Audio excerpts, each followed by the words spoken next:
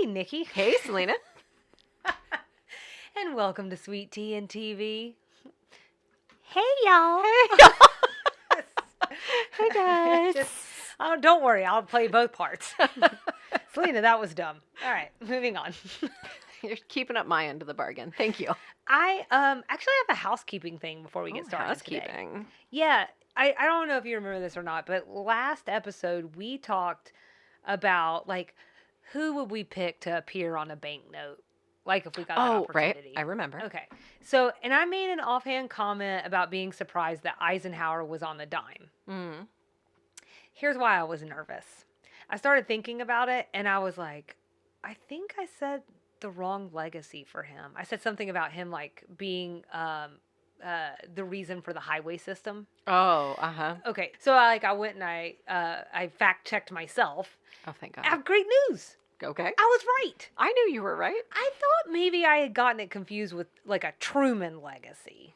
So this is the new president's podcast, in case you were wondering. But anyways, I was right. That's the important part.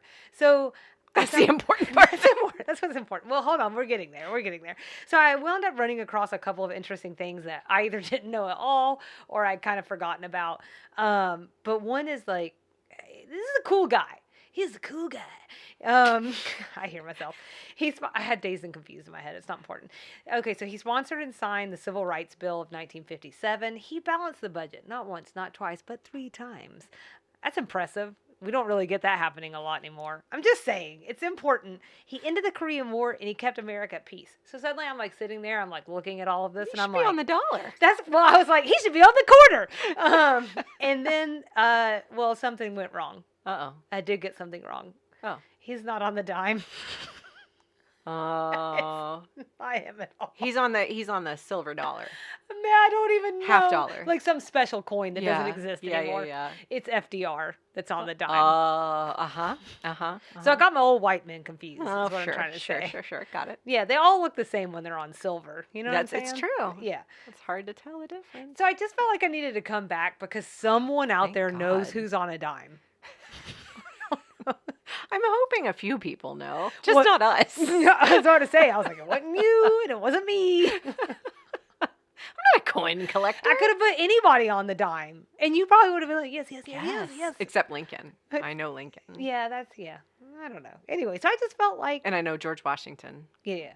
See a lot of dollars. Mm-hmm. Yeah. Mm-hmm. Wait. Yeah. Weird. Is it? I don't know. I used Now to I wait feel weird. tables. I feel weird. So it all connects, though. And here's why. Banknotes are currency. What is currency, really? Money. Money. And where does money come from? Work. Treasury. Oh. And what is this episode kind of about? Workers' rights? Uh-huh. Oh, look at you. Did you just transition us? Kinda. So can I go into the Hulu episode description Please now? take this away from me. Wow, well done. I like it. So this episode is called But They're Really Great Curtains. Or IMDb says it's just curtains. So you decide. The Hulu episode description is, the women of sugar bakers find themselves literally in the middle of a labor dispute with angry pickets surrounding the building. January 2nd, 1989 is when it aired. So we're getting close to the 90s. Well, they're in style, so we need to... Did you know the 90s were 30 years ago? I can't talk about it. I know.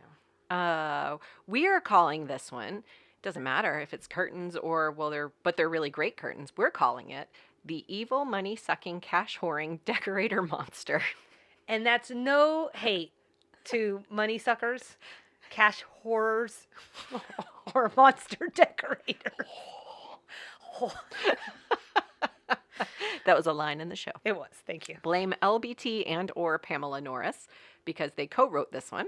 And this is the first time we've seen a writing credit for Norris. Selena tells me, according to her IMDb, she's here to stay through the end of the show. Her credits include a 4-year stint on SNL, including an Emmy nomination, and she also co-wrote the movie Troop Beverly Hills. Ooh. I, however, am not just your parrot. I do my own research. Oh, perfect. When I researched Pamela Norris, I found out that your description didn't include her illustrious stint of 3 Jeopardy wins in 1985. She was also a co-producer on Hearts of Fire and a consulting producer on Emerald, also LBT Vehicles. Yeah, they must be good friends in real life. I'm so sorry. I just thought you would They think the could be. Troop Beverly Hills thing was the most interesting. I was trying to tailor it to your Thank likes. you. I Yeah. appreciate that. I didn't know about the Jeopardy thing. I know, that's crazy, huh? Yeah, good for her. So it's directed by David Trainer. General reactions. Give me one. I'll give you one. Well, okay, all right. So Selena's going to give me like 8. yeah, you know it. So we've given LBT a lot of praise over the course of the show for using, like, this is a vehicle to raise important issues. And certainly taking on the lack of protection for laborers. Yeah. Them. Yep. Is very admirable. You know, there's no getting around that. And I'm guessing it was pretty rare for 1989. I did actually try and poke around. I didn't see anything where they really did anything significant in any shows. I'm sure someone could prove me wrong, but I just feel like the execution for this one was a little off. Mm-hmm. Let me tell you why. Tell me. I think it's because it's hard for me to watch this episode and not think about how something would be executed today. Okay. Okay, so I think today it will be handled differently. I think we give more screen time to the workers. And like Margaret, who we meet later in the episode, I think we would have given them the opportunity to tell their story. I think we were sort of, like in this version, we're sort of telling the story for them. And I also thought the timing needed some fine tuning on this one. So I didn't not like the B plot for Mary Jo's car situation, but I do think that pulled from the main thrust of the episode. And especially when we're focusing on something that we're considering important. And then another thing that could have done, like if we just can't lose that, then I think we could have tightened up how long we spent just being flabbergasted by the picketing of sugar bakers. Yeah. Like we spent a lot of time living in that moment. Yeah. So that was my very first general reaction. It was 4 things. It was a lot. And I think you touched on a few things I have throughout the episode, throughout our podcast episode. So my first general reaction is that this is 2 advocacy style episodes in a row. So we just had one. The last one we covered had like those sharp points about relationships and sexual harassment with the construction workers. Oh, right. And so we talked a lot about sexual harassment. This one we're going to talk about workers' rights. So it just kind of feels like a little bit of a heavy run back to back. Yeah, I agree with that. But I did want to bring up here, because I'm bringing up the fact that you're mentioning it was sort of advocacy style, talking about workers' rights. I'm saying the same thing. So I found that 1988 was the scene for the longest strike ever of the Writers Guild against Hollywood TV and film studios. It lasted 153 days, March to August. Notably, this meant that the fall season for shows that year, so fall of 1988, started later. In fact, that's why it was late. We always announce the start of the air dates at the beginning of each episode. Never occurred to me that the first episode this season, Ursula, aired in November. It did occur to me, but I thought they were somehow trying to tie the next episode, The Candidate, where Julia runs for office. Oh, that's smart. With the election. Oh, that's smart. That's not what happened. It was right. It was wrong. So this is so interesting. Okay. So yeah, like we were saying, previous seasons had started in September. I also found that there were massive worker strikes in Poland that year, and as well among nurses in England. So it's just kind of a big year for workers' rights, and so this was very topical. Yeah. For the time that we're talking about. And we know LBT loves a current event. Yeah. Okay. That's really. Man, that's some impressive research. I like that. Okay. So you explored real life and I explored TV. I felt like it had to come from somewhere. Sure. Because this is it's so specific, it's right? very niche. Yeah. And to do it back to back with that previous episode about sexual harassment, it just felt something was going on. Right. Something was circulating. Yeah. I mean, I don't want this to be condescending. Good job. Thank you. I'm so scared it's good. Every time I tell somebody good job, I'm like, do I sound like an a-hole? I appreciate it. Because I mean it like in a really nice way. It's a huge compliment to me that you say that, so thank you. You're very welcome. Okay, so my second general reaction is that we get 2 things that I think work well in sitcoms. So my second reaction is 7 things. Okay. But I love a little 1 and then subpoints. That's right. I love a little fish out of water story. or a big fish out of water story. So they find themselves, our ladies, sewing their curtains in the factory. Mm-hmm. And it was making me think a lot about I Love Lucy. Like it came out of that playbook. Have you seen the Oh. Chocolate Factory episode? Sure. Okay, I mean, it's We only. all have. No, we haven't also. If you're out Everybody. there and you have not seen the Then you Chocolate should Factory, see it. you have to. It's like sitcom history, you know? It's literally watching royalty like invent funniness, you know? I mean, and it's important, right? And like that episode came out at least 30 years before we were born. And you know what we did? We took the time. Yeah. We I took mean, the you just time. have to watch it. It's Lucille Ball. Yeah. Like, that's classic TV. But it also kind of goes back to that thing that we talk about. Please don't use your age for an Yeah. excuse not to have seen something before you were born. Like, get it together. It's whatever. It's fine. So also the second thing that I really thought worked well, like here and like in sitcoms generally, is like preconceived notions being turned on their heads. Mm-hmm. So Mary Jo calls the picketers quote unquote unskilled laborers at one point before she gets a little taste of what they do. Oh, uh-huh. And then even Julia is on the wrong side of things for much of the episode, or at least what the episode like sets up as the wrong side of things. I mean, Right. it is to me too. I mean, but there might be people out there who see the other side, so I don't want to All step are on welcome. anyone's toes. Yeah.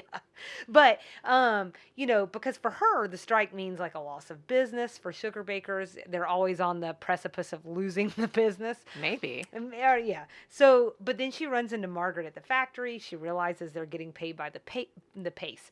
Well, yes, but by the piece. The pice. Just wanted, this is a Southern podcast. But they're getting paid by the piece, which is illegal, which I had to look up because, like, I don't know anything. I just took I it know on its nothing. word. So that's true. I think it is true. Yeah. Okay. I think I looked it up. It was like a month ago. I'm like, where are we? Who am I? Who are you? What are you doing in my house? In my closet. See, yeah, what are you doing in my closet? Strays? Generals? I have I'm two more cutting you generals. off. I have My two more goodness. generals. I'm so sorry. Along the lines of what I think you're kind of getting at there, I appreciated Charlene's first reaction to the strike, which is that people weren't going to have food. They were going to starve. It just felt like a really true to her character response. It was oddly on topic. But it was still like more in her wheelhouse, like the story, the connection she told to the strikers. Yeah. I just liked it. Yeah, and like true to her, not just the character that we've met, but the where she came from. Right. Yeah, right. that all felt like it fit together nicely. I agree. And then my last general reaction, it goes back to that B plot about women at a mechanic. And that B plot felt irrelevant for this episode. Like, I feel like there was a better place for it, but I'm glad she did it because I think it's a universal female experience. And yeah, there's something that's aged. Exactly. Yeah. Like, I Not mean, a day. I have been guilty of calling a male figure in my life from the mechanic so that they knew that I had someone that I was like interacting with so they couldn't mess me up. Or having to fall back into that old stereotype where, Yeah. and I have to do this from time to time, and I don't like to do it, but just to get people off my arse, is I'll be like, oh, I'm so sorry, but I'm just going to have to run that by my husband. Yeah. And I don't want to do that, but like, I just sort of get the vibe for who I'm on the phone with, and I'm like, I do that when I'm at the store and they're trying to sell me internet yeah. or a new cell phone. I'm like, oh gosh, my husband handles. I wouldn't even know where to start. What's a gigab? I don't understand. I don't know. I'll ask my husband and we'll get back to you. But you know, the truth is too, is it's like, we're also partners. That's what the truth of it is. That's the real truth. Yeah. I mean, we really So do if I'm run gonna- things by each other. And I expect the same in kind. Yeah. So I don't like, we're not trying to be damsels in distress. Like sometimes you just need to get someone off of you. Well, Kyle, I am not a damsel in distress because Oh, no, Kyle you're was not. gone one day and he had his car and I had my car. And the backstory is I don't drive my car very often. I hadn't driven it in probably 3 months because we just drive one car now. And it wouldn't start. And I had the kids with me. So I had to jump my car off by myself. Another Costco find is a battery jumper that's electric. It's amazing. Did it myself, and I hate doing that. It terrifies me. And I had to go to the battery store and get a new battery myself. And the man was really nice about the whole thing, but he did try to sell me like the premium battery. Of course. It's like $150 more than like the middle of the road one. Yeah. And I looked at him and I said, I appreciate what you're trying to do, but I don't drive this car very often. That seems excessive for what I need. I appreciate that you think you're looking out for me, but I'm going to go with the the second tier Just middle one. of the road. Yeah. And then Kyle later told me I would have gotten the cheapest one. I was like, whatever, man. Whatever. I wouldn't even gotten a battery. I would have just pushed it with my manly muscles. Whatever. Ah, So now strays? sure. I have Stray fashion. for the strays. I have fashion notes, Oh, wonderful. Oh my gosh, are there visuals? but I have visuals, so I Okay. need a second. Do you want me to do a stray while you're... I do. Okay. So, yeah, I think just building on what you... Then I'm going to interrupt you and say, I found him. Well, perfect. Actually, my first stray was about Mary Jo and the car thing. So the only other thing I was going to say is I completely identify with them asking her to make the noise. I've had to do that before, Yeah. like more than once. To a mechanic. Yes, and over the Oh. phone, and I could just totally see like a whole group of people just sitting around like On laughing speaker? at the phone. Yeah. Listen to this woman going, a chug, a chug, a chug. I don't know. Is that a real noise? Yeah, I'm sure I was like a ping ting, ting ting ting. Ma'am, I think your tire fell off. You need to get to the hospital right away. Okay, so my first fashion note was just the ladies in jewel tones at the beginning of the episode. So they Oh, were all yeah. sort of in that same palette. They're all I pretty think colors. Palette's the right word. Yeah, got like a nice gold, a deep purple, and that color Charlene's wearing is like it's weird. It's kind of like a teal turquoise. Yeah, it's Yeah. really pretty. It is pretty. Then we had this look. I'm going to call this a look. This is like a whole thing for Mary Jo. A Okay. black turtleneck with a hot pink skirt. Oh, that's How nice. cute that is. She looks adorable. Yeah, I like that. And I feel like that outfit would hold today. That's right. Do her right. Oh, so cute. Right, exactly. And then just another Julia crisscross belt. She's in it again. Which I almost sent you something. I saw it on Stranger Things, I think. The crisscross belt? I think I did. Oh. So God, I wonder if I think it's one of the moms was wearing it. I have Googled this several times. Like, I'm a little embarrassed because I need to know if it was a specific designer or, like we talked about before, or was it something they specially created for her? But if you saw it, I saw something that was really similar. I should have taken a picture. you should have. Well, I'm going to rewatch all of Stranger Things again because I'm really cool like that. And as I do, I'll look out for the belt again. Thank you. It might be about a week before I get through all 4 seasons. You know, again, I understand. I have a big life. There's a lot going on. Okay, good fashion notes. Thank you. Mary Jo, we learned she drives a Volvo. Mhm. So, Tuck that away in the old marine. yeah, You're telling me? it's just good to know. I don't know. We need and I also think It's just good to know about someone we don't know. well, I think sometimes it's sort of like playing into their personality a little bit. You know, it's a very safe car. She has kids. Family oriented. Yeah. Mhm. The total they're charging to fix it, $506 then. That would be $1173 today. That's a lot of money. That is a lot of money. That's a lot of jack. That's all I'm saying. And I got one more. Suzanne goes to get pork rinds. What about Noelle? She doesn't care. Addendum. Pork rinds are delicious. She really doesn't She just care. said, don't feed them to Noelle and don't eat her. Eat Right, them in front. Maybe exactly. she's eating them now because she cannot eat them later. Right, maybe. Maybe not. On your note about Mary Jo's Volvo, then, I think in this same episode we hear about Suzanne's Cadillac. And I don't know if we've ever talked about the fact that she drives a Cadillac. Wait, Is it Suzanne drives a Mercedes. Is it maybe it's a Mercedes? You're right. Maybe it's a Mercedes. Maybe Julia drives a Lincoln Town Car. She does. Mm-hmm. Is that soon? Yes. Okay. Foreshadowing. And also the Sweet Tea and TV automobile podcast, sort of. Right. I'm like, is it a Mercedes or a... To follow our president's podcast. They're all so good. They're all so good. My last stray is about location. Okay.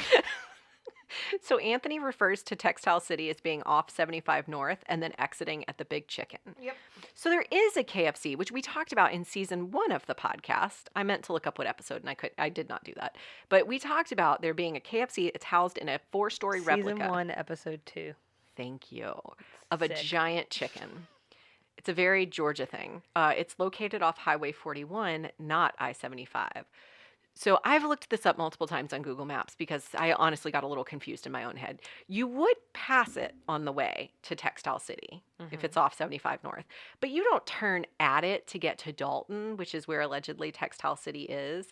It's like a whole side trip on its own. You get off the exit, you go down the road. So what we have is a southern directional faux pas. Correct. But let me ask you something. So this confused you in hearing it, or did you read somewhere that this was wrong? I read it in your notes that it was wrong. Oh. And then again, because I am more than just your parrots, I had to go back and do my own research because I've been to the Big Chicken before and I was like, I should know this. And I wanted to know of which I spoke. I'm sorry, I didn't realize I shared that part with you about the directional faux pas. Oh, all right. Thank you for that. Yeah, that's fair. And then the distances. It was wrong. The distances were a little bit confusing. Intentionally, I think so. But Dalton, just so everybody knows, is about an hour and a half north of Atlanta. When they said it's like on the Tennessee border, and the Big Chicken's located in Marietta, also north of Atlanta. But very far from the Tennessee border. Correct. Yeah. But not 4 hours far, which is how long it took them when they got lost at the end. Yeah. Anyhow. Yeah. See? It's fair. For me, though, what's sad is, though, I live here. Family in Marietta. Oh. And, like, the only reason I knew is because I saw it on IMDb. Oh. Yeah, I would have noticed. Well, Kyle used to live in Marietta in college, so I know it's that general direction, but it's not directionally inaccurate. I want to be clear about that. Like, it is the right direction. It's just you don't get there and turn left to get to Dalton. You keep going. Right. You just keep going. It would be a whole side trip on its own. Yeah. Maybe worth it if you like KFC. Don't ever go left. Isn't that the takeaway? Sure. Just I try not to go left. It's usually the hardest turn. All rights lead home, and just keep trucking straight and take the road less traveled, right? I just got my new tattoo. Perfect. Get all of those. All of it down my forearm. Yeah, get yourself, start that sleeve. Okay. All right. So what about what we liked? Suzanne's anecdotes are on point in this episode. All right, tell me what really worked for you. I loved her. Also a high for me. I loved her comparison of Mary Jo's car troubles to Colleen Metcalf. They said having her ears pinned back made her chin too prominent, then having her chin filed down made her nose look too big, and on and on and on. If it was bumpy, make it flat. If it was big, make it little. If it was little, make it huge. Until every inch of that woman's body had been whittled, tucked, lifted, pinned, implanted, or sucked. I mean, she had enough plastic in her for a Tupperware party. I loved that. I loved it so much, but I didn't love it as much as the next one when she said she herself was made mostly of gristle. When she was talking about the lady with all the meat hanging off of her at the pageant. She said there was a woman, she had steaks and chops all over herself, and she was carrying a sign that said beauty pageants are meat markets. And Lady Gaga. Said, right. She said, then you're looking at grade A prime rib right here. She said she herself was mostly gristle. I just love the way she said it. I listened to it multiple times. That's so funny. Yeah, that first delivery, too, where she's just like, talking about Colleen or whatever. It's just really great writing, but you need the two things, right? You need the writing and you need the good actor. You can't separate the two. No, because one will, if you don't have one, you have nothing. Right. So, yeah, it was great. I loved her. I had one more additional Suzanne line that was a like for me. This is later on when they find out they're only going to get 50 cents for 4 hours of work. And she says, 50 cents? Are you telling me that 3 grown-up women just work 4 hours for 50 cents? I once had a man offer me $400 just to, and then right about then, Mary Jo cuts her off. And I want to hear it. I know. I'm just like, to what? Yeah, just to what? I'm going to guess motorboat. Oh, yeah, maybe. There you go. So now we know. We'll just fill that gap in. There's a joke in there, too. Anyways, what else did you like? My last like for this episode was Anthony's impression of Mary Jo. So good. Get on with yourself. He was so funny. That was great. And then it is also just that idea of like him just spitting out all of that real car savvy stuff. Yeah. Yeah. It was just perfect. And then him getting the offer of a date was nice.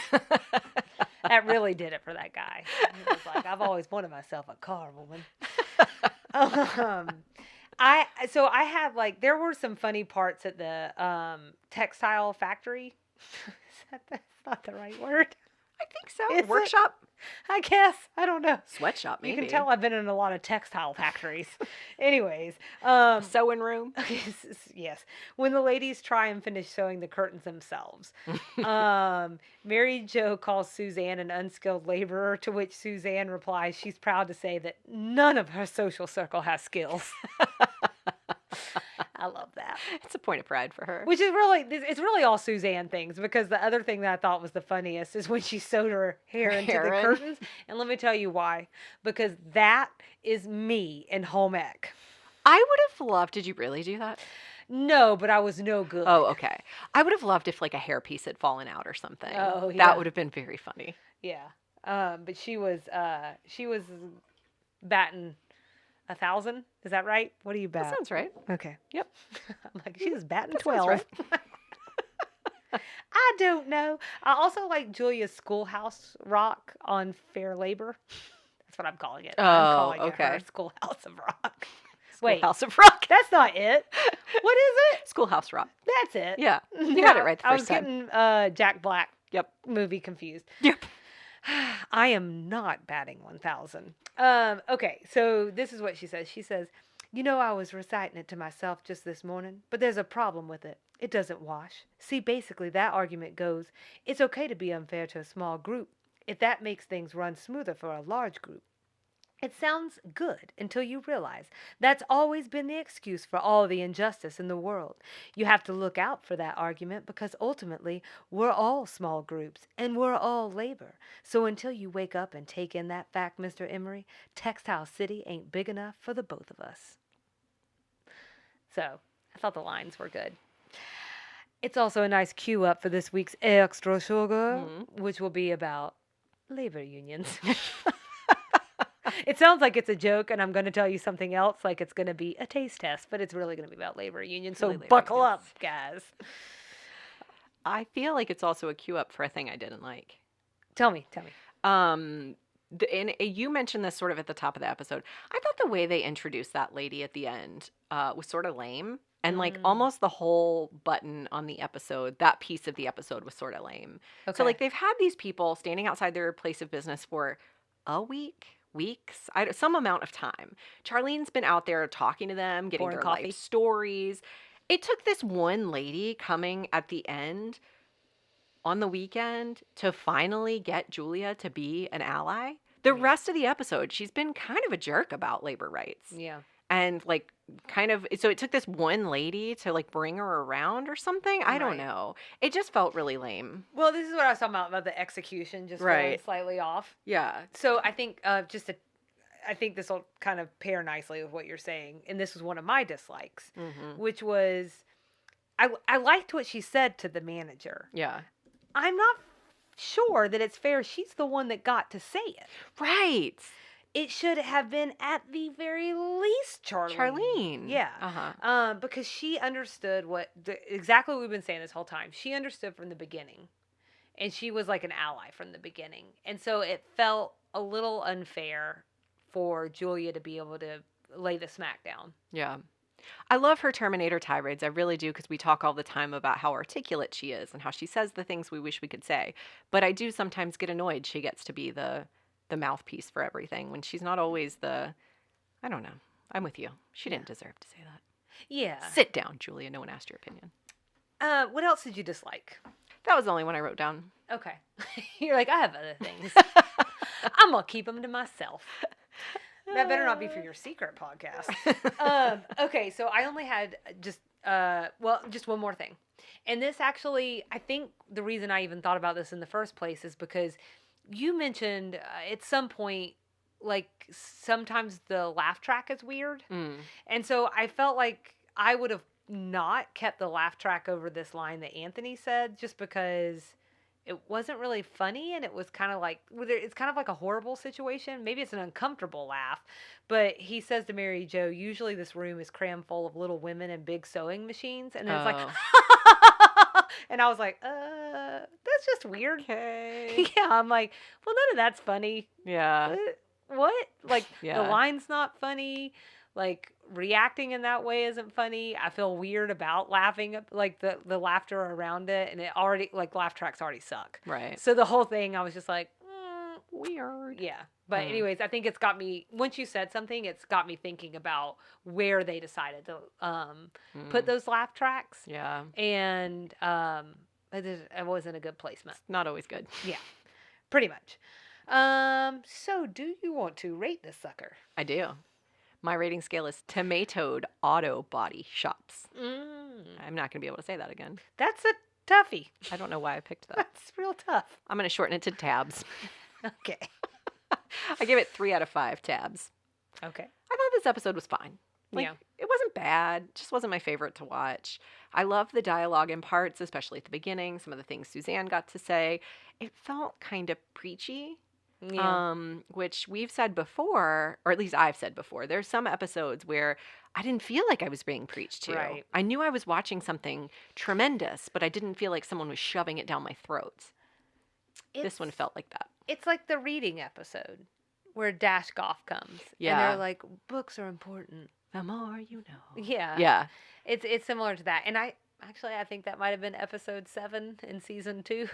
So, and this is episode 7. So maybe this is just where We get you're preachy. just trying to hammer out a bunch of episodes. Oh yeah. I mean, it's just where it just gets preachy. Yeah, it's fine. I also gave it 3 out of 5. Oh, we're on the same page. Proudly unskilled social circles. 3 out of 5 proudly unskilled social circles. So also 2 very difficult rating scales. You said yours better, though. Well, I'll screw up other places. There were some funny parts sprinkled throughout, same as you. But again, it's the same stuff. Just it didn't feel quite right. It didn't feel quite finished. So it was a little lacking in some areas. So 3 out of 5. Yeah, well. 3 out of 5 ain't bad. I don't know. Average. Who buttered our biscuits? I guess it's the Sugar Bakers team. Okay. Because they put aside the really good deal to advocate on behalf of all the workers. Mine was integrity, question mark. Oh. You know, I wanted to do like a really large concept. Yeah. Are you going to break it down for us? Is that it? Just integrity, question Take it for mark. what you will. Okay. Who lost the episode? Or I who mean- served us lumpy gravy? It has to be Mr. Emery, right? There's not another choice. I He's have the like villain. 8 losses here. Oh. And Julia, right? I have everyone else, question mark. Oh. Suzanne had to participate in manual labor, sewed her hair in curtains, can't move her neck, and gets threatened by coworkers unless she pickets Mary Jo's mechanic. If you just boil it down to that, it feels like she's having a rough day. It feels like, I don't know, a day at work. Mary Jo's car is being held hostage, so like she's having to go like pry it out of the hands of these people. Sugar bakers lost their motel client. The textile place lost the sugar baker contract. It feels like everyone's having lumpy gravy at this point. Some of them deserve it, though, I think. There are no winners today. 80s things? Jimmy Swaggart. We've referenced him a lot. I think we even talked about him at one point in depth. We did. But this is, I'd say the only thing that's different this time is that this is the first post-scandal reference that insinuates that he's had an affair. Before this, he was like, I think he was still at his elevated status. Now Really? he's with the rest of us. Yeah, they were Oh. just, it was just about him being like a TV evangelical, Oh, interesting. I think. And now, like, Maybe we broke down the fact that he had. I think we did. So, for anyone who hasn't listened to past episodes, he was sort of the original televangelist. He was widely on TV as being a pastor. Yeah, I get that him and Jim Baker Jim and Baker, Jerry that's right. Falwell, they all sort of That's why I run said together one of the in my head. originals. I know, but I was just saying they all run together in my said head. one so. of them. I'm so sorry. But he tearfully apologized on his television program in 1988 for being caught with a sex worker at a motel. there was a lot of tearful apologies that year, I think. Oh, really? From For- all of these in guys? that, yeah. Like there was one, like, well, I didn't realize.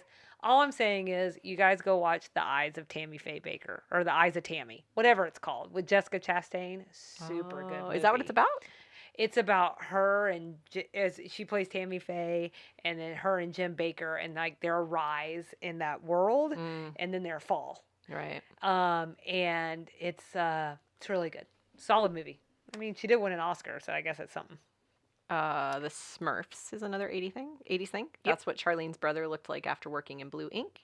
And then my last 80s thing is the Chevy Chevette. That's the car the employee at Textile City wants to buy with the money that she's earning. It was manufactured from the late 70s through the 80s. Oh, okay. All right. Good catch. The only other one I have in 80s is Tucker. This is mentioned when Anthony is speaking to Mary Jo's mechanic. This was the 1988 movie with Jeff Bridges called Tucker, the man in his dream. I don't think that's the best name for a movie, but who am I to say? But it's about Preston Tucker. He's the maverick car designer, and it's about his ill-fated challenge to the auto industry with his revolutionary car concept. We can link to an interesting article about his car that has been described like the Star Wars of that period. What was it? I don't remember. It said it's an interesting article. Oh, it wasn't the Back to the Future car. No, that was, interesting. Which they're making an electric version of that. Yeah. Now. So, yeah. Was the car of the future ahead That'll of be its my time? next car. The DeLorean. That's Yeah. the name I couldn't think Just of. get a DeLorean. Something practical, Sure. Something to shuffle the kids around in. Of course. Southern things? Somebody said hillbillies at some point. You've broken that one down for us in season 1. Okay. Episode go. Do you know what episode it was? Oh, episode 4, season 1. Look at that. Another Stuckey's reference was in Suzanne's road trip diatribe. You want to say something about that? Yeah, can we stay there for a second? Sure. Are you sure? What is that? No, all you're go going to ahead. say is Stuckey's? Just go. Yeah, that's all I'm going to say because we've talked about it Selena. before. Well, it's really a string of Southern references. And she paints a pretty specific stereotype. I think this is where we get the hillbillies, right? Yeah. But about who stays in motels. The stereotype, folks. A stereotype. I want to be very clear. But she says, well, it's fine if you're a bunch of hillbillies traveling to Rock City with a bunch of kids in the backseat playing license plate bingo and eating cold biscuits out of wax paper and stopping at Stuckey's every 5 minutes for taffy. I'm just saying there's a lot of things there to unpack. We have Rock City. That is located at the top of Lookout Mountain, which is in Tennessee, right? It's actually Georgia. It's Georgia, and that's Yeah. funny you say that because it is so far up there that I usually think it's in Chattanooga, but it's just right inside the line, about 6 miles in. There's nature trails and panoramic views where you can see 7 states, but it's really turned into like a whole little touristy thing up there. The cold biscuit and wax paper. Oh, wait, I have one more thing to add about Rock City. Of course. It opened in 1932, and it gained prominence after an artist painted "See Rock City" on barn roofs across the Southeast. Okay. By 1969, more than 900 roofs and walls had been painted. And if you are from With Sea Rock City? Sea Rock City, have you seen? Do you not know what I'm talking about? I've seen Sea Rock City on things. I just thought it was like a marketing campaign. In the 1930s. That's a pretty good one. It was. How about an enduring legacy there? And so what I was going to say is if you've driven around the Southeast, you've probably seen I mostly see birdhouses that are little red barns with a black roof, and it says Sea Rock City. Yes. There's one right outside my neighborhood, in fact. But I wanted to mention that because 900 roofs and walls having been painted by 1969, so 30 some odd years, that's a lot. That's a lot. That was a Have lot. you Sorry, I wanted to say that. seen Rock City?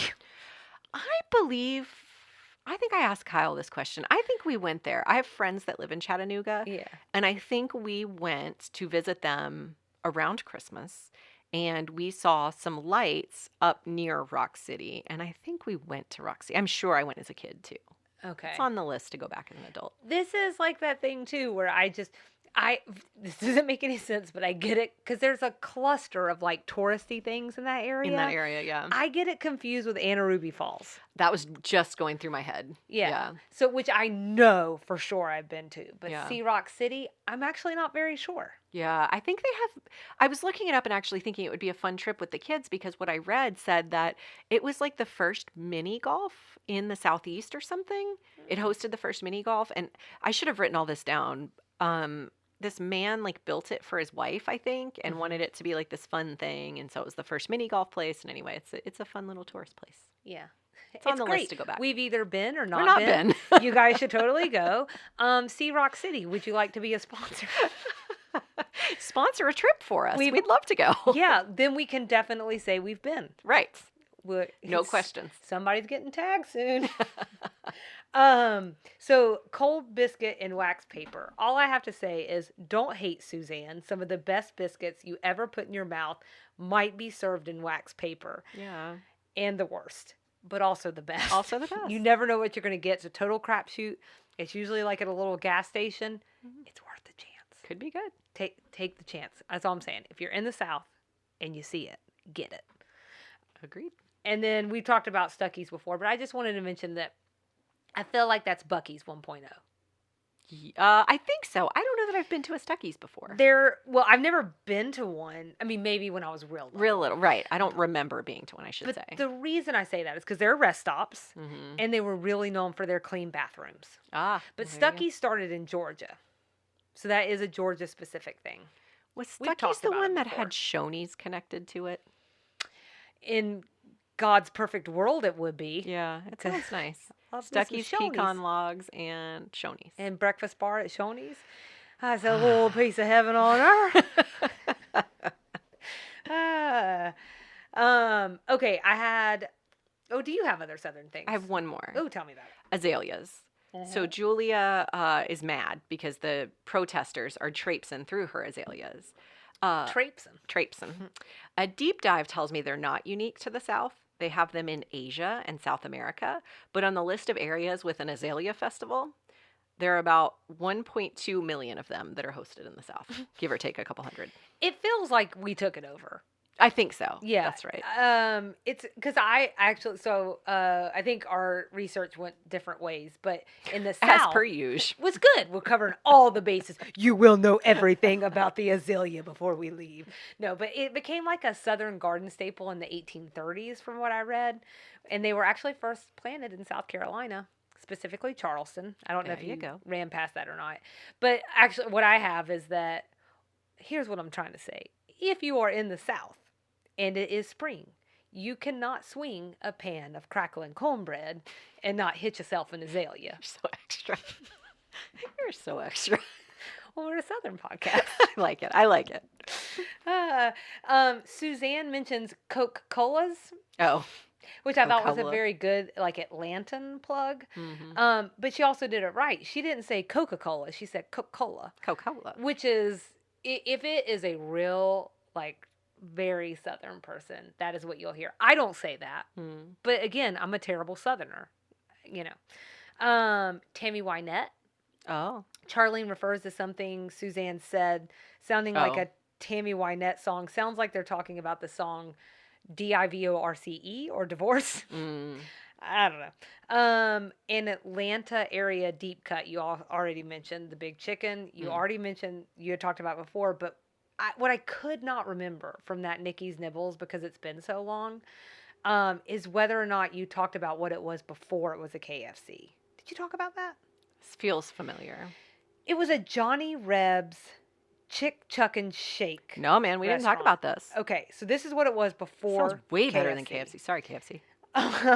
So it featured Dixie fried chicken by the sack, by the box, or by the barrel. And a barrel of chicken was 21 pieces for $4.75. That is a freaking deal. Yeah, it's a good deal. It was a different time too, but I'd have to it's order a still sack though. good. Not the barrel. Sack is such a funny You word. just need a sack of chicken. But we'll link to an article with more information on that Marietta landmark. It was a cool article. When was that? 60s, I think. Okay. Interesting. Yeah, 60s. I'm pretty sure. Finally, while I understand they needed a way to explain what this was to the audience, it's preposterous that a native like Julia wouldn't know what the big chicken was. She's like, "What's the big chicken?" I don't think so. You know how people who live in Atlanta are? They don't know what the big chicken is. If it's outside the perimeter, they don't know. They, Yes. no offense to people who live inside the perimeter, but they Yeah, please are don't offend among anyone. They are among the people who are just like, if it is outside the perimeter, like we were talking about generations not knowing, oh, I'm too young to know that. People who live inside the perimeter apparently have never left 285. They have no idea what's out there. And it feels like the Wild West to them because they are always like, where is that? That's like a million miles away, right? And you're like, it's in Marietta. It's like 20 minutes if there's no traffic. It's only a million miles away because traffic sucks. Yeah. It is a million minutes away. Yeah, right. With traffic. That's what's going on there. So I believe Julia wouldn't know it. We're a big tent here inside the perimeter, people. We need you. Include us. I lived inside the perimeter. The reason I didn't leave is because I didn't have a car. That's a big thing. And that's because we also really need to amp up our Public transportation. That's correct. Yeah. So just a couple plugs there for Atlanta.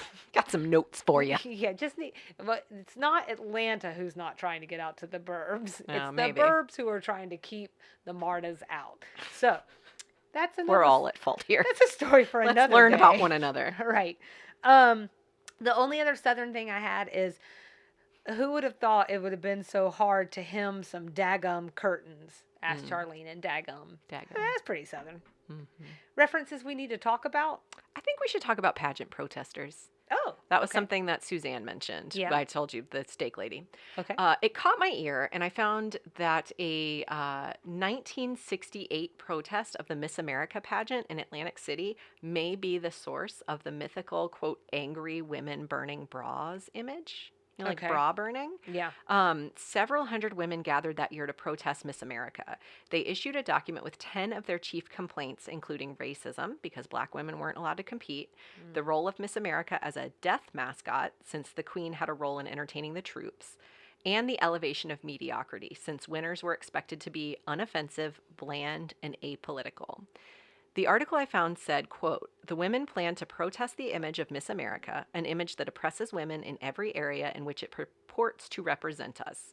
The protest would feature a freedom trash can into which women could throw away all the physical manifestations of women's oppression, such as bras, girdles, curlers, false eyelashes, wigs, and representative issues of Cosmopolitan, Ladies' Home Journal, and Family Circle."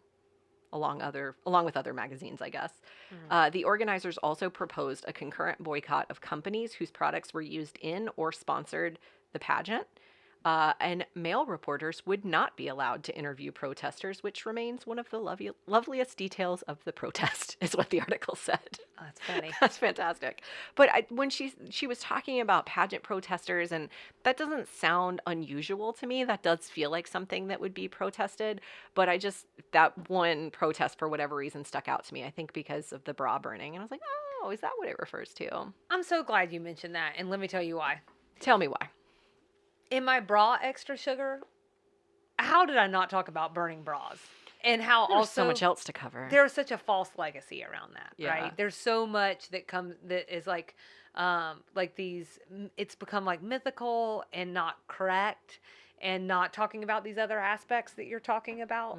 And so, thank you for tacking on to my extra sugar. That was for you. Thank you. I'll burn my bra right now.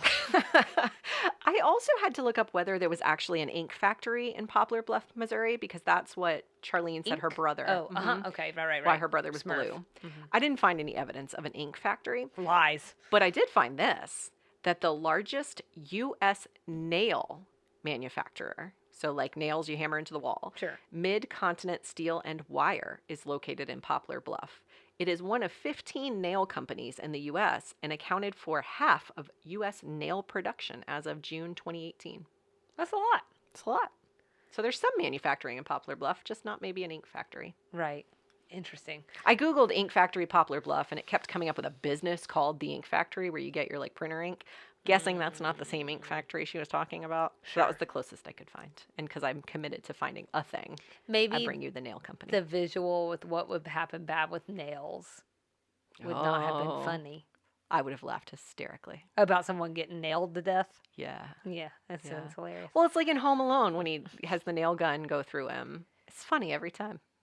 Physical comedy, you know? Yeah. That's all I feel got. like all it makes me think of is my mom. Like, she couldn't watch that movie because she said all of the stuff that kept happening to them like made her like she said she like felt their pain. Like she was like, all of this feels like is like painful to me.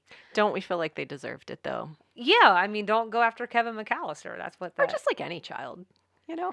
no, just Kevin McAllister. Just him. Just Macaulay. Yeah, just him. Fair point.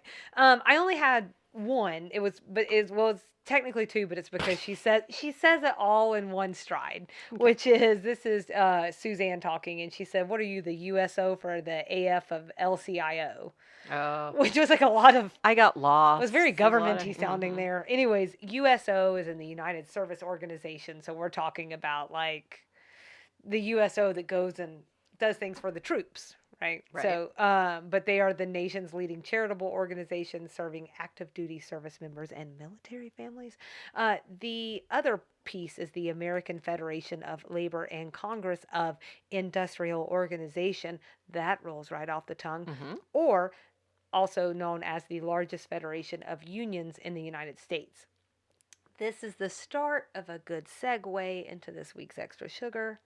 And my only other parting thought here is this is one of those Suzanne references where I feel like they can't decide if she's well read or not. Right. That seems like a very specific acronym to know about. Just saying. So that's all from me. Do we have anything in the old cut lines? We had two. So after Suzanne says, well, you'd think the Lord would have a little more taste when talking about motels, she also says, especially considering what goes on in those places. I mean, 1,000,000 years ago, he blew up Sodom and Gomorrah, and back then they didn't even have vibrating waterbeds. So Julia says, Suzanne, despite your lurid and oddly well-informed fantasies, this motel happens to be a family establishment. Thank you very much. Then there was a big old cut line after Mary Jo said that the cold keeps the rats in their holes. And before Suzanne said, I don't care, I'm just starving. And I'm bringing it up because it underscored the bad working conditions. Okay. So I think Suzanne says, can we please stop making those rat references? Suzanne, it wasn't a rat you saw. It was just a little mouse, like Mickey. You like Mickey Mouse, don't you? Charlene, don't patronize me. That wasn't Mickey Mouse. That rat I saw, he wasn't wearing little pants and shoes and gloves. He was eating a candy wrapper. Mickey Mouse doesn't run around because he can't get into garbage cans eating candy wrappers. Wouldn't it be great if he did? I mean, if a guy that wears that big mouse suit at Disneyland acted like a real rodent, instead of shaking hands and having his picture taken with the kids, he just stole candy and hid under things. Mary Jo, you're getting punchy. I think we need to get you something to eat. Forget about that lunchroom. It's just a closet with 2 old vending machines. I just had a Butterfinger with a little fur coat on it.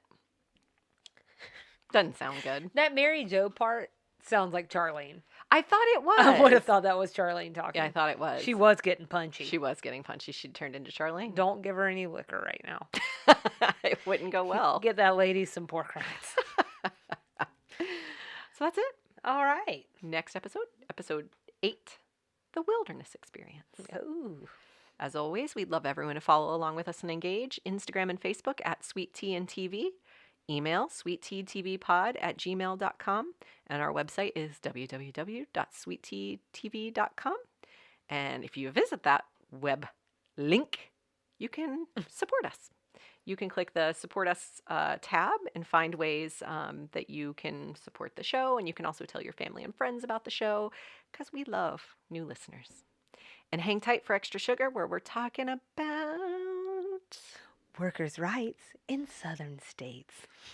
It's gonna be a banger. Well, we'll see you around the bend. Bye.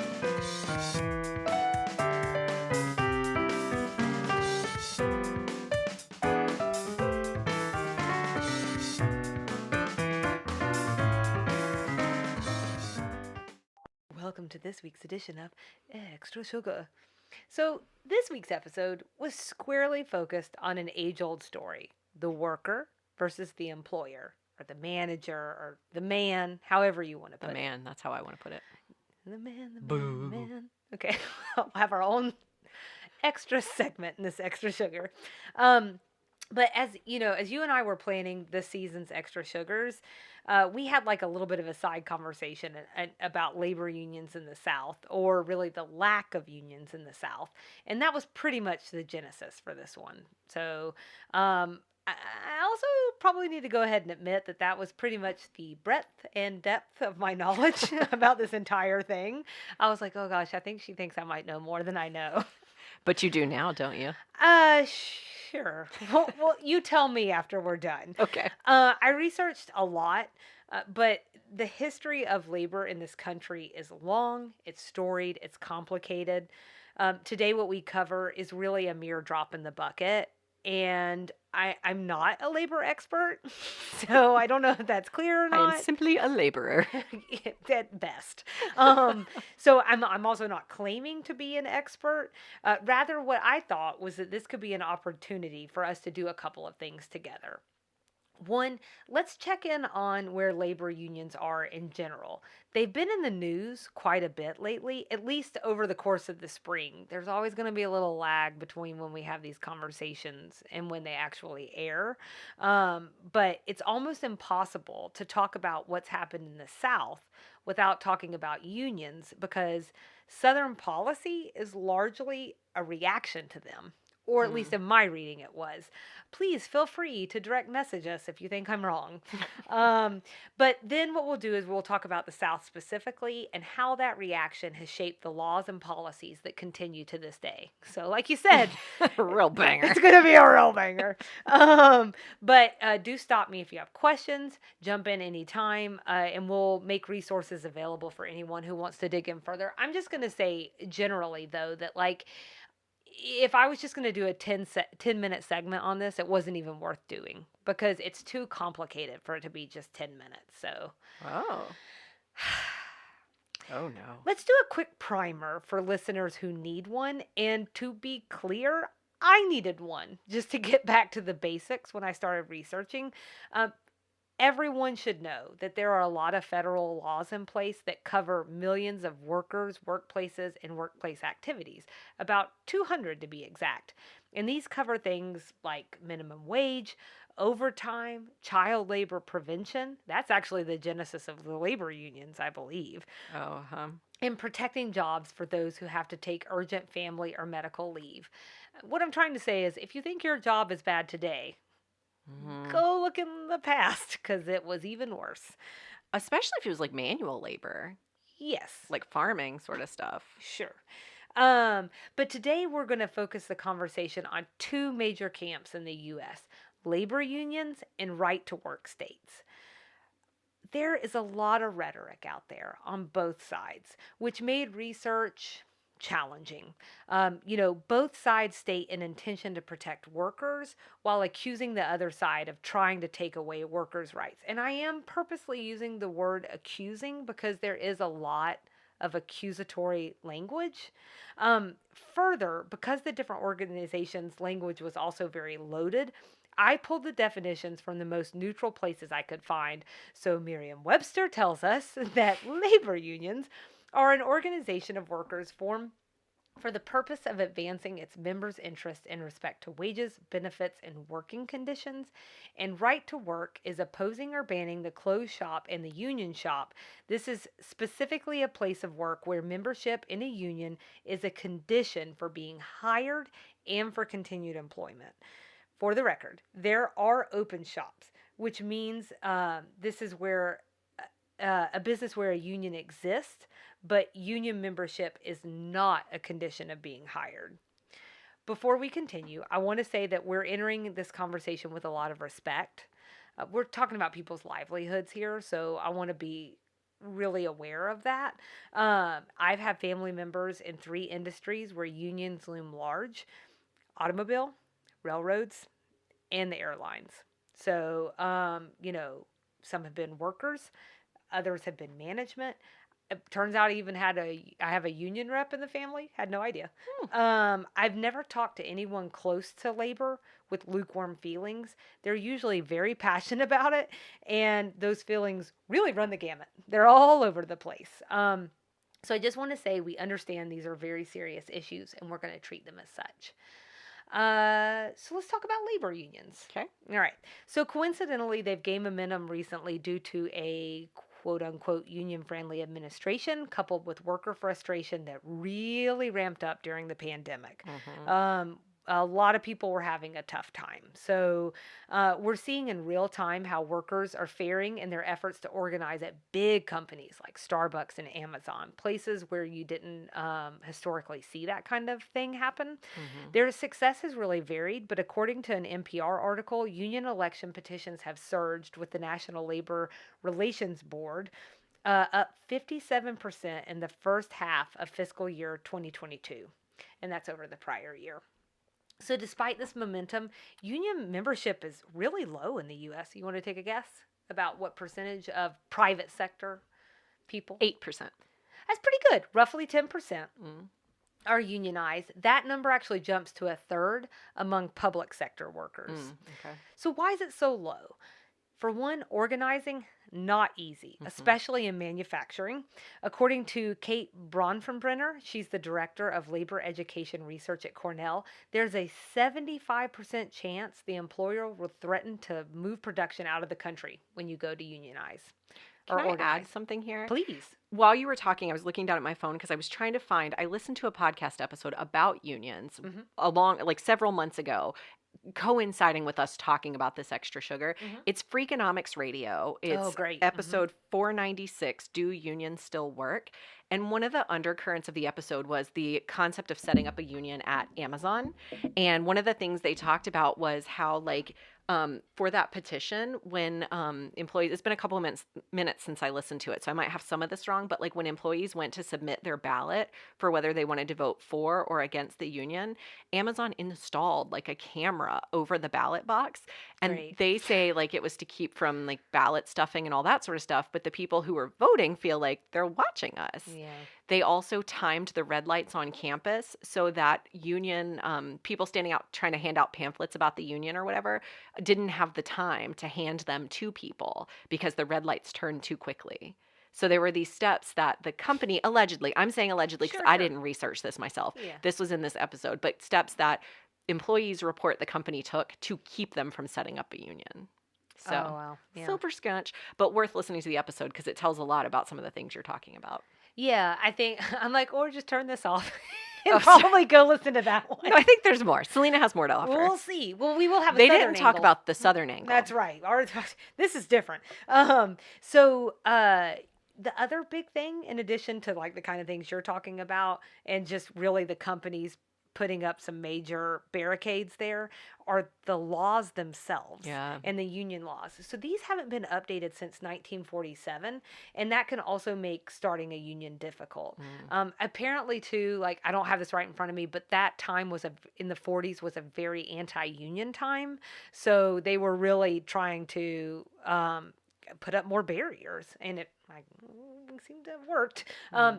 In my reading, there have been several failed attempts over the last 50 or so years to reform labor laws, but here we are. Americans are largely in favor of unions. A 2021 Gallup poll found 68% approve of them. This is the highest percentage since 1965. So 10% are, and 68% are for. That's quite a disparity there. But Pew Research Center also reported the majority of adults see the decline of union membership as bad for the U.S. and for working people. So just to give us an idea of like, okay, but where are Americans on this? There is frankly a lot of propaganda on both sides.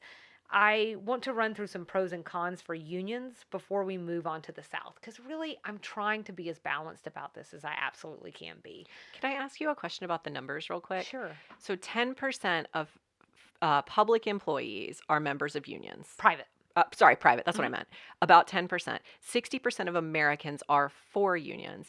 Do we know of that 60%, like how many are eligible to be in a union? Does that speak to some of the disparity? That's a great question that I do not know the answer to. It could just be with the types of jobs, right, if that's what you're getting at. Yeah. But I think also what unions are trying to do, especially when we're thinking about Amazon, Starbucks, these like kind of gig employees. Yeah. As I imagine, and from my reading, I think they're trying to figure out how do we get employees of this nature to organize, because we don't have as many manufacturing jobs anymore. Right. It's changed. So I think a lot of that is just like these I think there's probably some bureaucracy in these organizations. Look at the names of these Yeah. places. So that's all Right. you have to know there's probably some paperwork there. Yeah. So I think that is probably having to catch up with the changing landscape of the economy itself. And it seems like it's probably a slow moving ship. That is all my thoughts on it. So take Yeah. that with a grain of salt, please. Okay. Okay. So let's jump into the pros of unions. So, according to the AFL-CIO, which we talked about earlier, again, I'm not even going to go through what that means because blickety blockety blookety bloop is what it Union sounds like to me. people. Sorry.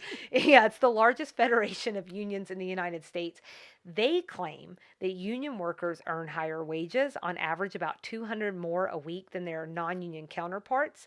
They're more likely to have employer-provided pensions and health insurance, safer working conditions that prevent death, illness, and injury, and better workplace and working conditions without fear of retaliation. They also say that they advocate for things like flexible schedules, paid vacation, and wages and benefits that keep up with the cost of living. Sound like good things. I mean, I'm not going to argue with any of those things. I want them all. So, just going to throw that out there. As someone who doesn't run a business and isn't worried about profits, that all sounds great. Yes, I will take it. I'll I'm take on the all laborer of those side. and twice. Yes, if we could get down to that 4-day work week, also Sounds great. please.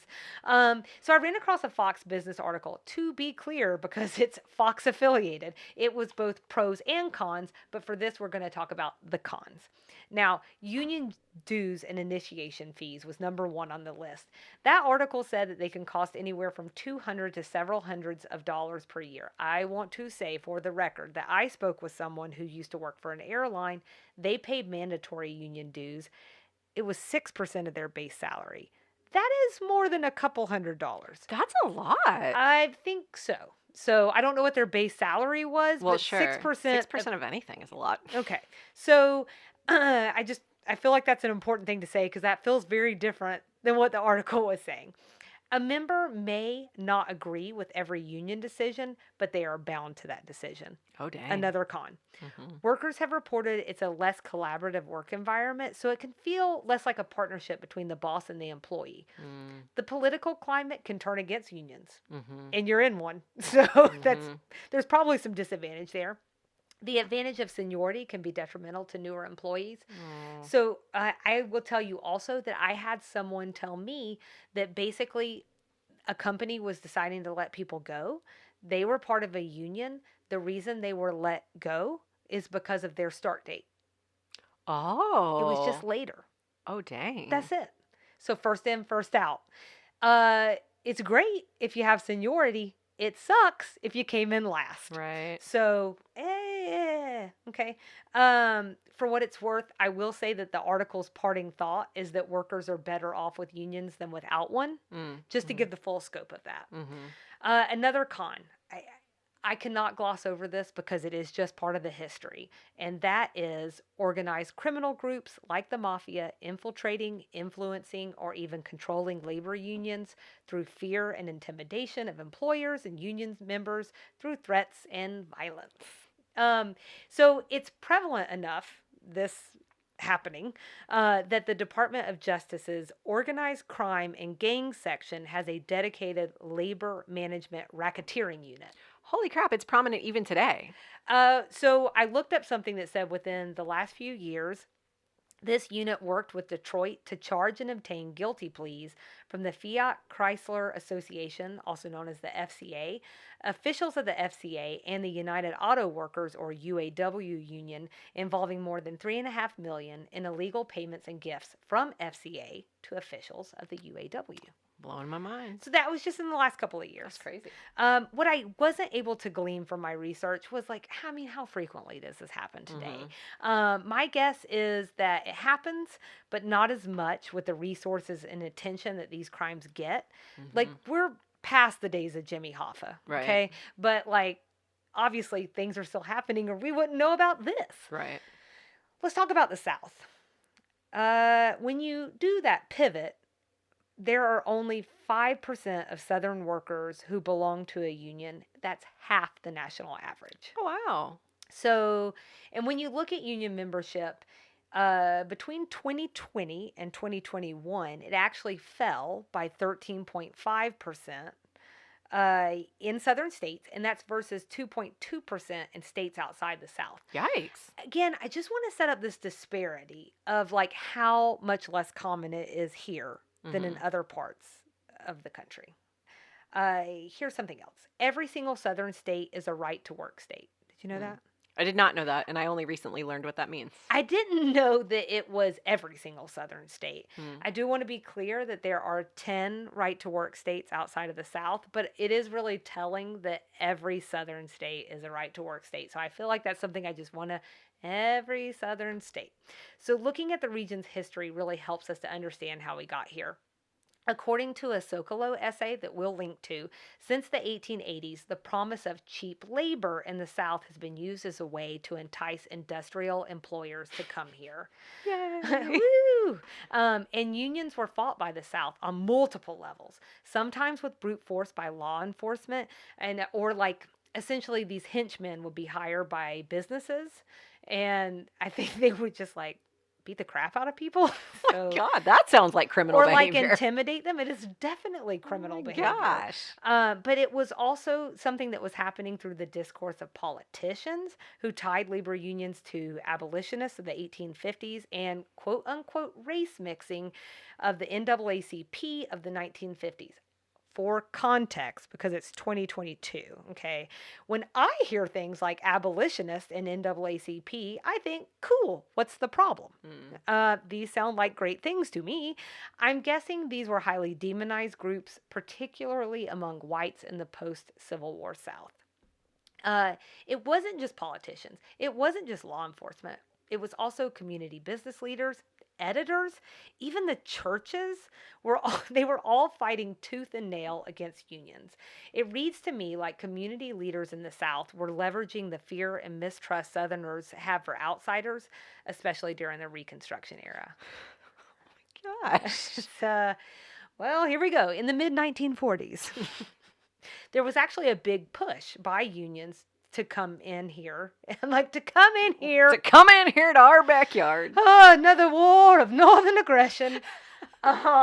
Anyways, this was known as Operation Dixie, and they were going to organize the non-union textile industry in the South. I thought that was an interesting angle, given that this episode of Designing Women is centered around textiles. Right. That's interesting. But the operation was met with some pretty strong rhetoric and opposition. Industrial union leadership were accused of being communist or communist leaning. The other crushing blow, the threat of desegregation in what was still the Jim Crow South. Right. The unions were ultimately sent packing, and the textile industry in the region remained ununionized. So, Excellent.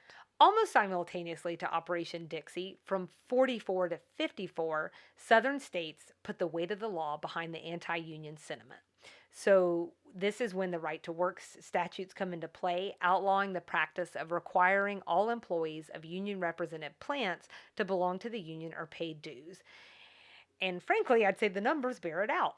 It worked, and this is kind of why policy matters. That same Socolow essay I was talking about earlier, so they provided a really interesting example of what this looks like and how these policies play out with the modern backdrop. So since 1980, there's been an onslaught of car manufacturers who've come specifically to the South. That list includes Toyota, Mercedes, BMW, Honda, Kia, Hyundai, and Volkswagen. And to quote Socolow, not a single production workforce at any of these heavily subsidized foreign auto plants has opted to join the United Auto Workers. Some even basically said they can get away with things here that they can't back home or in other countries. Oh, dang.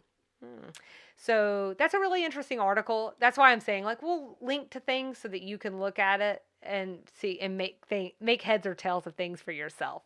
All right, there's also an interesting Union Track blog outlining the reasons why organized labor has been such a tremendous failure in the South. As the author mentions, it's political and it's social, but there were a few things that really stood out to me that feel worth talking about right now. One is the legacy of Southern agriculture versus Northern industry that continues to influence Southern workers' opinions of labor unions and organizations. So this is steeply rooted in a time when Southerners saw this industrialization and this labor organization as a threat to their agricultural way of life. Oh. There's also a history of politicians seizing power by exploiting racial tensions, as well as Southern employers taking advantage of racial divisions to pit workers against each other. Good Lord. Everybody's bad everywhere. It's, Oh my gosh. it was a really interesting read. And then this one I've seen myself, and that's a pride that many Southerners, including those in leadership, have about being a quote unquote union free zone. So again, on balance, let's talk about the pros and cons of right to work states, because it's not all cons and it's not all pros. There's a little bit of everything going on. So the pros.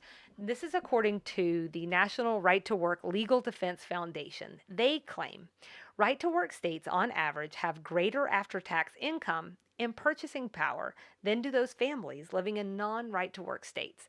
I just want to say that's a pretty high concept thing to share with people as like an advantage compared to like your wages are higher. So I think their argument gross is domestic product is above average. you know what I'm saying? Their argument is more like your dollar goes further. So I don't know. They also claim greater economic vitality in these states, pointing to Department of Labor statistics that show faster growth in manufacturing and non-agricultural jobs, lower employment rates, and fewer work stoppages. This, I would imagine, will be because fewer strikes. You know, because they fire you when you strike. Right. Right to work advocates argue that these laws give workers more flexibility to decide if they want to join a union or not. And you could also argue you have more power over your own money because you're not paying these initiation fees and dues. There was also a 2019 study in the Journal of Law and Economics that found workers reported greater life satisfaction after their state became a right to work state. They looked at several different explanations for this, but the most likely seemed to be that right to work laws improve employer-employee relationships and encourage unions to better serve their members. Here's the cons. So basically, they're the pros of unions. So you have lower wages, fewer benefits, and while there are some federal protections, it's easier for non-union members to be fired at any time and just about for any reason. According to Fairy God Boss, look guys, it was really hard to find. It's really hard to find information sometimes.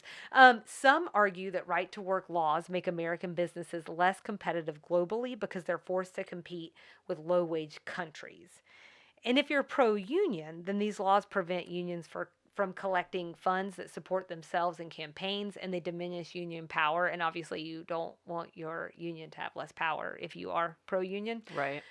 So, finally, I just have to say, as I was going through these pros and cons and like trying to come up with something that's objective, that I found it really annoying that both AFL-CIO and the Right to Work Legal Defense Foundation are really terrible about citing their sources. Be better, y'all. Be better, okay? If you're claiming statistics and you're citing studies and then I can't link to them, I find you to be an untrustworthy source. So I'm just saying. I will also say that it was easier for me to confirm AFL's claims than it was for me to confirm the right to work stuff. So stop looking so fishy.